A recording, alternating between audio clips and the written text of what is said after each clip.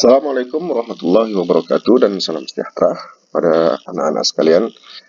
So, hari ini kita akan teruskan pembelajaran kita, PDP kita secara online, yaitu pada subtopik 2.7, impuls dan daya impuls.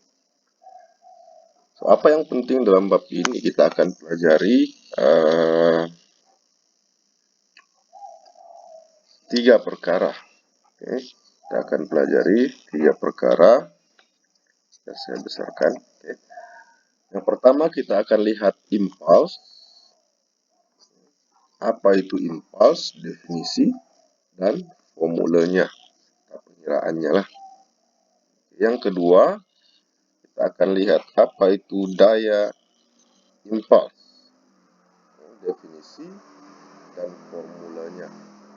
Yang ketiga, kita akan lihat dia punya pengiraan, calculation. Pengiraan melibatkan impuls dan daya impuls. Dan yang keempat, barulah kita akan bincang aplikasi.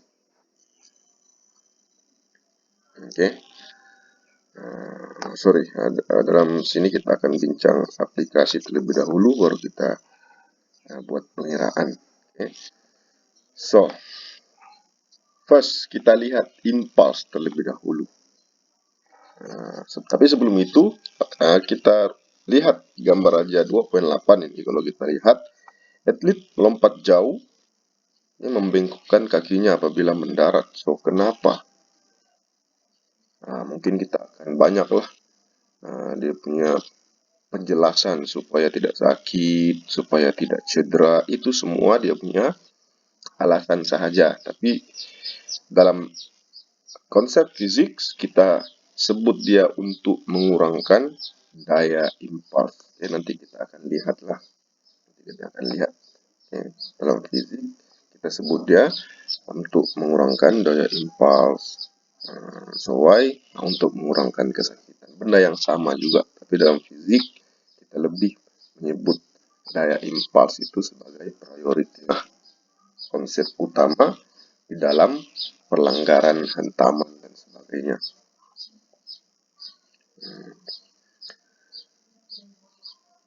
Oke, kita lihat impuls yang pertama.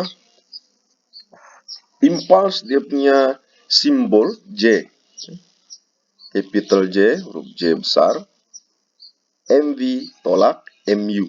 So, M ini jisim, V halaju akhir,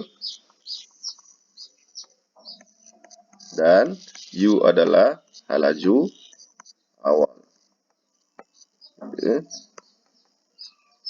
So, ini saya harap kamu biasalah dengan ini. Ini huruf-huruf ataupun simbol yang selalu kamu jumpa. Sebelum ini pun kamu sudah pelajari.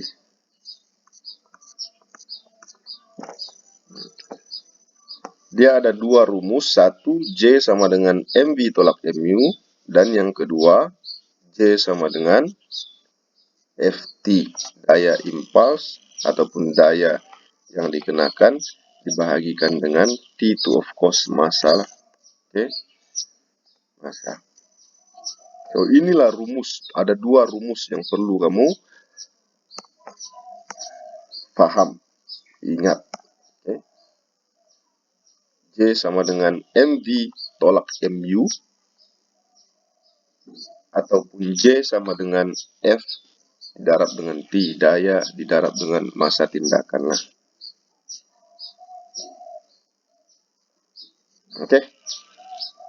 Itu impuls. Takrifan sudah tadi, perubahan momentum. Impuls merupakan perubahan momentum, itu dia punya definisi. Dan rumusnya ataupun formulanya, impuls simbol J, MV tolak MU, ataupun impuls J sama dengan F darab T. Ada satu lagi, unit.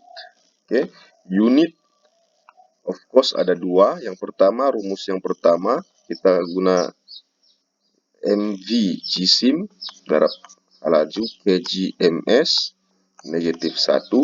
Ini unit yang pertama. Dan unit yang kedua FT. F ini daya dalam Newton. T saat. So NS. So, kedua-duanya boleh diterima. Sama ada unit kilogram meter per saat ataupun Newton saat. Yang kedua adalah daya impuls. Seperti biasa, ya, kita perlu pahamlah definisinya terlebih dahulu. Daya impuls merupakan kadar perubahan momentum. Ingat tadi perubahan momentum sahaja untuk impuls, tapi untuk daya impuls ada kadar di hadapannya.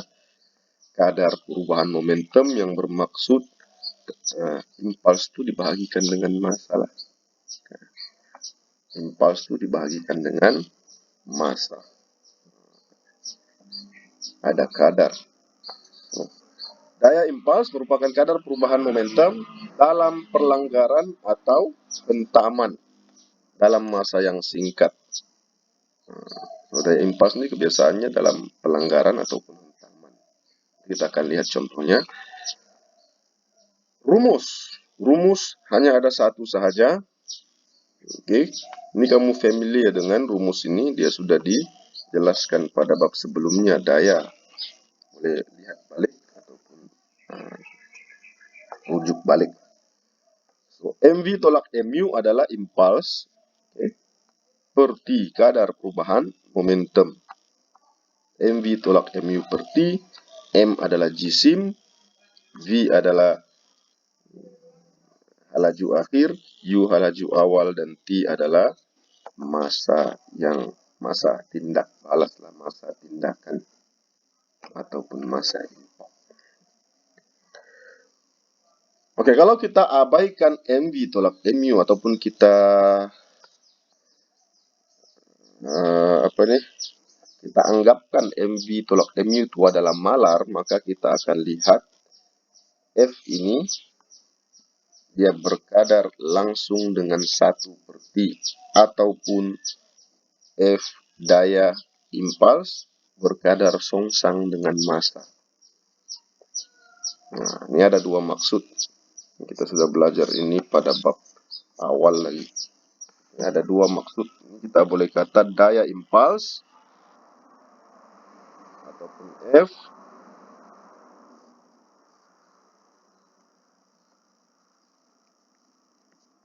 daya impuls berkadar terus dengan 1 per T.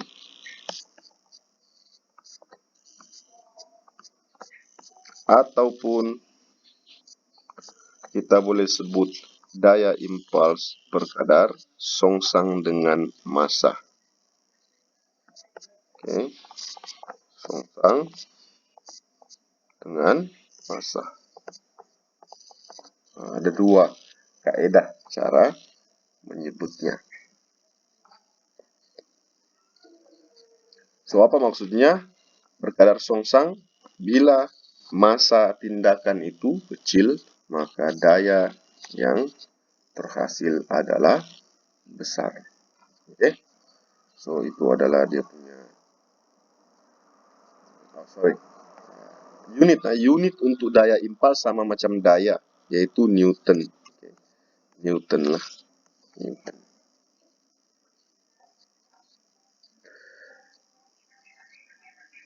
Oke, sebenarnya situasi ini ataupun impuls dan daya impuls ini dia diterangkan oleh hukum gerakan Newton ketiga. Hukum gerakan Newton ketiga, di mana ia mengatakan untuk setiap daya tindakan terdapat satu daya tindak balas. Magnitude yang sama tetapi arah yang bertentangan. Artinya, every action has a reaction. Dalam Inggrisnya lah, setiap tindakan ataupun setiap daya yang kita kenakan kepada satu objek, maka akan ada satu daya tindak balas daripada objek itu, sama magnitudenya tapi pada arah yang bertentangan. Means kalau kita tolak dinding, ya, kalau ada satu dinding yang kita coba tolak, kenakan daya,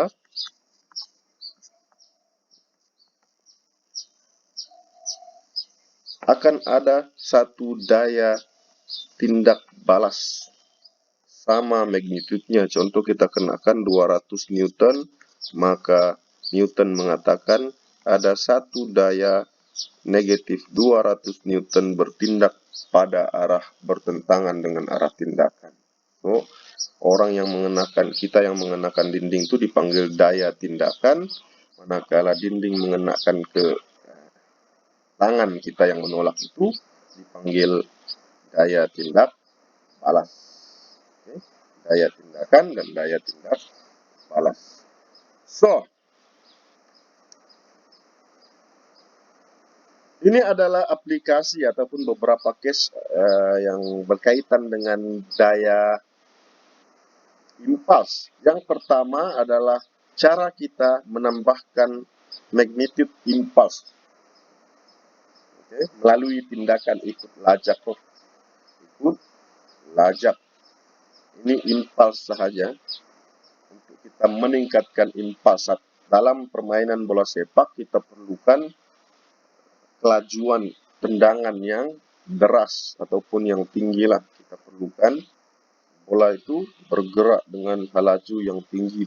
Bola itu bergerak deras. So, of course kita tambahkan magnitude impulsnya. So, caranya itu kita tingkatkan dia punya halaju lah. Halaju. Kita tingkatkan halaju. Seperti ini. Kita panggil dia mengikut lajak. Tindakan lajak. So, daya tindakan ke atas kaki, ini tadi, seperti yang diterangkan oleh hukum Newton kedua, every action has a reaction, dan ini adalah dia punya reaction, ataupun daya tindak balas. Ini daya yang kita kenakan, ini daya tindak balas. Dia ke belakang, magnitude sama arah yang bertentangan. So, ini adalah tindakan ikut lajak, tujuannya untuk menambahkan magnitude impuls. Untuk menghasilkan impuls yang tinggi. Dengan itu bola akan mengalami perubahan momentum yang besar, MV tolak MU itu menjadi besar, dan of course bola akan bergerak dengan kencang, dengan laju tinggi. Ada juga case di mana kita perlu mengurangkan daya impuls. Nah, ini untuk konsep daya impuls. Seperti yang kita tahu, daya impuls ini dia melibatkan hentaman ataupun pelanggaran. So, dalam case ini kita ambil contoh kereta lah.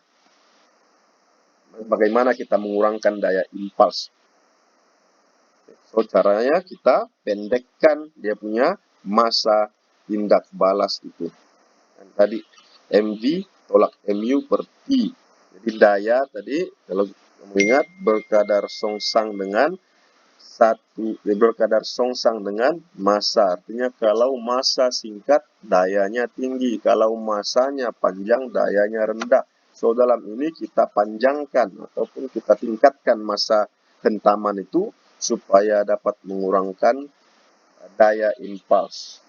So, macam mana dia berlaku? So, very simple. Pelanggaran menyebabkan kereta dihentikan dan mengalami satu perubahan momentum. Of course lah, MV tolak MU. So, ini nih, bayangkan bila kita tolak, dia bergerak, kemudian kereta itu berhenti disebabkan oleh perubahan momentum. Nah, kita akan hasilkan satu nilai yang besar. Tetapi apabila kita bahagikan dengan satu nilai yang besar, yaitu T MV tolak MU per T, bila kita panjangkan dia punya masa hentaman, maka dia akan mengurangkan magnitude daya impuls ke atas kereta. So, kesannya dia akan mengelakkan kecederaan lah. Oke, so ini yang diterangkan tadi oleh hukum Newton ketiga. Every action has a reaction. Ini adalah daya tindakan ke atas penghadang. Ini pula adalah daya tindak balas ke atas kereta. Magnitude sama, arah bertentangan. Yang ketiga, bagaimana cara kita meningkatkan daya impuls? Ada juga situasi di mana kita perlu tingkatkan daya impuls supaya kerja mudah, kan? Contoh, inilah alu dan lesung. Alu dan lesung. Alu itu dia punya pengetuk, lesung itu yang bulat pula. Oke. Nah, kalau kita lihat di sini kita perlukan daya impuls yang tinggi. Sebab dia melibatkan dua daya, kan. Nah, daya yang ke bawah ini yaitu daya tindakan ke atas lesung. Ini alu, yang bawah itu lesung. Dan apabila bersentuhan, maka akan terhasil satu daya tindak balas ke atas alu pada arah yang bertentangan, magnitudenya sama. Alu yang bergerak pada laju tinggi dihentikan serta-merta oleh lesung. So, massa yang diambil terlalu singkat, menghasilkan daya impuls yang tinggi dihasilkan. That's why lah bawang, halia semua mudah saja untuk hancurkanlah. Oke, mudah saja untuk dihancurkan. Apabila massa singkat, F berkadar songsang dengan massa, maka apabila ini singkat, maka daya impuls yang terhasil adalah tinggilah. Begitu sebaliknya. Oke, saya rasa itu saja untuk aplikasi-aplikasi dalam daya impuls dan juga impuls. So, bagaimana cara kita menyelesaikan masalah? Very simple. Oke, very simple sebenarnya. Yang pertama, baca dulu soalan. Nah, kita baca. Biji bola plastisin, jisimnya 0,2, dilontarkan pada laju 10 meter per saat dan menghentam dinding. Bola plastisin itu melekat pada dinding. Kirakan impuls. J ya, dia suruh kira J. So, step yang pertama, kita keluarkan maklumat dulu. Apa yang dibagi dalam soalan, keluarkan jisim, M. Kemudian laju 10 dan V kosong. Kenapa V kosong? Because dia melekat pada dinding. So, kita boleh kira dia punya impuls lah guna direct rumus sahaja.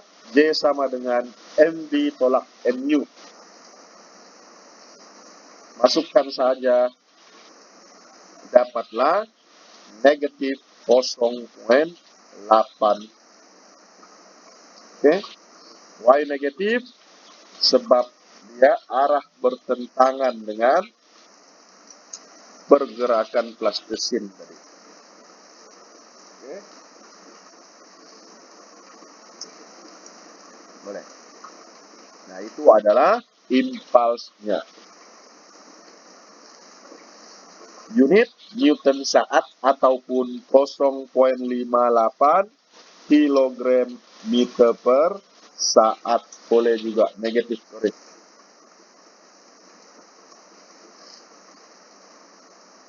Contoh yang kedua, seorang pemain golf memukul bola golf berjisim 45,9 gram. Ingat gram, perlu ditukarkan. Pada laju 50 meter per saat. Jika massa impak ialah 0,005 saat, berapakah daya impuls? Ini dia suruh kira F. Oke. So, yang pertama, of course, keluarkan maklumat yang diberikan. Jisim, jangan lupa tukar kepada kilogram. Laju, ini adalah laju akhir. Oke. Sebab bola itu tadi berhenti. Pemain golf memukul bola. Of course, bola itu pada asalnya dia statik. Selepas dipukul baru dia bergerak dengan laju 50 meter per saat. So di sini U-nya kosong, V-nya 50 meter per saat. Nah, itu kita kena paham lah, kamu kena paham dia punya U sama V itu. Kadang-kadang kalau case objek berhenti, V-nya kosong. Tapi kalau case objek itu baru digerakkan, U-nya yang kosong. So, U kosong, V-nya 50 meter per saat, dan T-nya adalah 0,05. Ini pun direct. Dia suruh kira daya impuls, maka F sama dengan MV tolak MU per T. Masukkan saja, dapatlah 459,3 Newton, bertindak pada arah sama dengan laju bola golf. Sebab dia dapat positif. Oke, kita pergi kepada latihan. Dalam suatu ujian pelanggaran kereta, sebuah kereta berjisim 1.500 kg melanggar dinding dengan kelajuan 15 meter per saat. Kereta itu melantun semula dengan kelajuan 2,6 meter per saat dan diberikan massa hentaman ataupun massa pelanggaran 0,15. Hitungkan, yang pertama dia suruh kira J berapa, dan yang kedua dia suruh kira daya impuls berapa. So kita guna direct rumus sahaja. Oke, kita guna rumus seperti contoh tadi. Oke guys, so itu saja. Anda boleh coba soalan satu ini, nanti tunjukkan kepada saya jawabannya. Kita akan bincang bagaimana, adakah betul jawaban tersebut. Oke, so itu saja untuk kelas pada hari ini. Thank you very much. Assalamualaikum warahmatullahi wabarakatuh. Bye-bye.